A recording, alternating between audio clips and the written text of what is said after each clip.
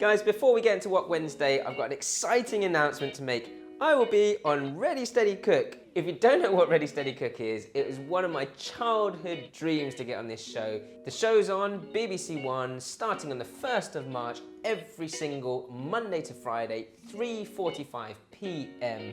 for the next 6 weeks. Hey guys, Jeremy here from School of Wok, Covent Garden. We are here for Wok Wednesday, and this week we're doing a Hoisin duck spring roll.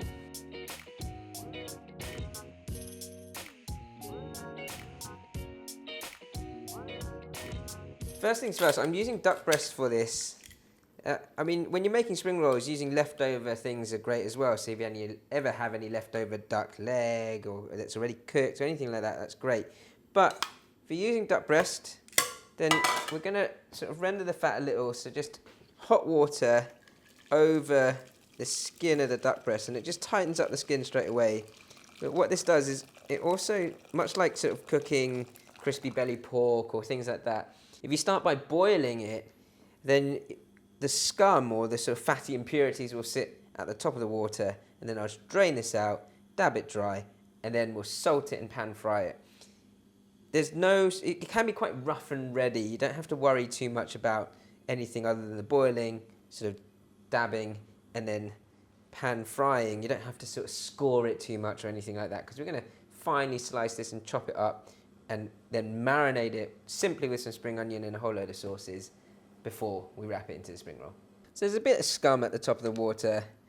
Just going to take that out, and you can see they look a lot more plump now, the duck breasts. Not that this really matters, because we are going to slice this and put them into spring rolls anyway. Give that a cool, and then dab. So I'm dabbing properly now. Not that I know what I'm talking about. Anyway, you want to dab the People are gonna think you're insane. right, you want to dab your duck skin dry, and that's just so that I can salt it, and then the salt will bring out sort of more of the moisture, and you'll see as soon as you rub the salt over the top, it will start to glisten, and that's just drawing out more moisture. And then we're going to bring the fat out in the frying pan, the skin side down into the pan, and it can go into the pan cold, and then bring that to a medium to high heat, and the fat will just start to release from there, and it will start to crisp itself up. And the rest is easy. Whilst your duck breast is cooking away, we're going to finely slice some spring onion. Now, when you're cooking it at home, you know, you can go for pretty much 100% duck. Nice meaty spring rolls. Don't shortchange yourselves.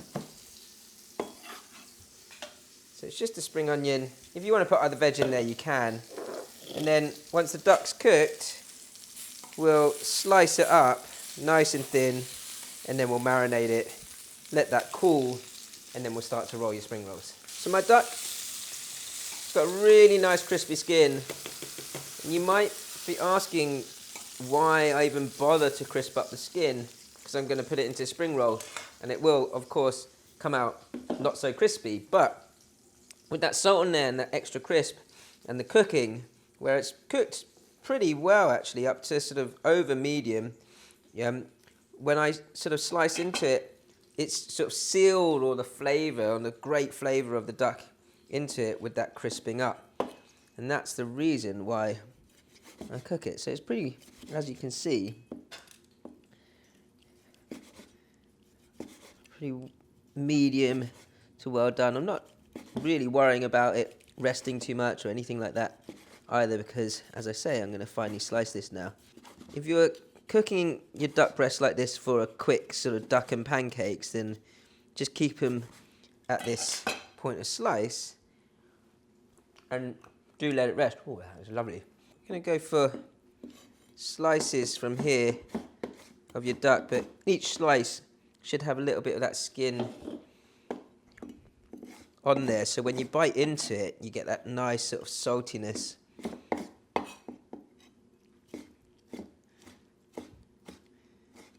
You don't want to over chop it. Keep it nice and chunky so you get that texture of the initial cooking. Now, we've got a fair bit of flavour just from the duck itself, but we're going for Hoisin duck spring rolls here. So I'm going to start with a couple of tablespoons of Hoisin, then a tablespoon of sweet chili sauce, and the same amount of light soy, teaspoon of sesame oil, and then same amount of dark soy, and a teaspoon of chili bean sauce, just to deepen that chili flavour a little. Give that a good mix around. I want this mix to be quite nice and juicy. That salty sweetness is going to come from the Hoisin sauce, but also the stickiness will come from that Hoisin as well, and the sweet chili sauce. So it's a relatively wet mix for a spring roll. But once you've mixed that with your spoon, just sort of massage it through so that the meat picks up all the flavour. One of those dishes, I mean, we've made different types of spring rolls on the channel already, but this really hits the spot. Great. So that mix is pretty much ready. Just let it cool now for sort of 10 minutes or so before you wrap your spring rolls. So once your mix is cooled nicely, then all you've got to do is start rolling. Now you can use quite a few different things to seal your spring roll pastry. I've got egg here. You can use corn flour and water. You can also use banana, which is used for Thai spring rolls quite a lot, with the Thai technique of sticking. Banana is quite sticky, so whatever you've got available, really. Your spring roll pastries come like so, and spring roll pastries are really thin but quite elastic and slightly thicker than phyllo pastry, I'd say. And they're actually sort of, when they're made in the factory, it's like a batter, and it's sort of cooked onto these like rollers, these oven rollers, and they just get thinner and thinner and thinner, but whilst they're heated slightly, that creates their elasticity. I'm just going to take a few out before I start rolling. From here, it's easy and a lot of fun. So you're going to get a good amount of your filling just off center with the pastry diagonal to you. And you can see now I'm going to go over the top and start to roll. And every time you roll, you just tighten it a little bit more till you get to the middle.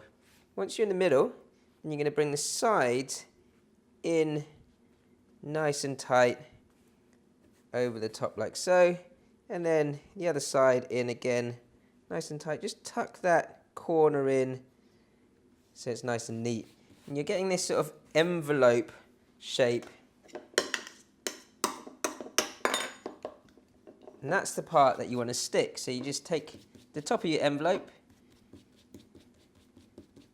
and instead of licking it, you stick it. And you roll over, and every time you roll it over, you tighten it a little bit more. Roll it, tighten, roll, tighten, roll, tighten, all the way to the end.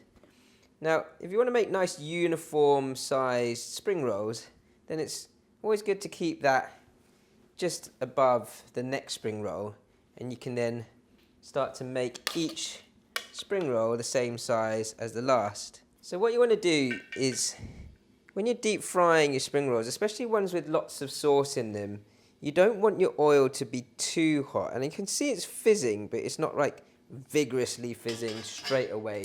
So it should be on around 170 degrees C. So I'm just going to pop them straight in. If they're too hot, then your spring rolls will burst. You can see I've just kept it on that low heat. And as I'm putting all these spring rolls in, it will cool the wok down and the oil down slightly as well anyway. I don't mind if it's on that low heat, so long as it's fizzing and ready to seal the pastry all the way around. That'll keep them nicely shaped, and they shouldn't then sort of burst out and break the pastry. After about 3 or 4 minutes, your pastry should be going nice and golden brown. And at this point, as I say, because of the liquid inside, you don't want it to sort of overheat too much inside, because they could burst out the ends as well with all that hot bubbling sauce. So you want to just carefully, take your spring rolls out, drain those, switch that oil off. You can see how they've kept their perfect shape. And this shape is very traditional of Chinese spring rolls, because they're supposed to look like gold money bars. Good wealth. All the work for spring rolls is in the preparation. The cooking is so simple. This guy is for me. Bit of sweet chili sauce on the side. Have a little taste.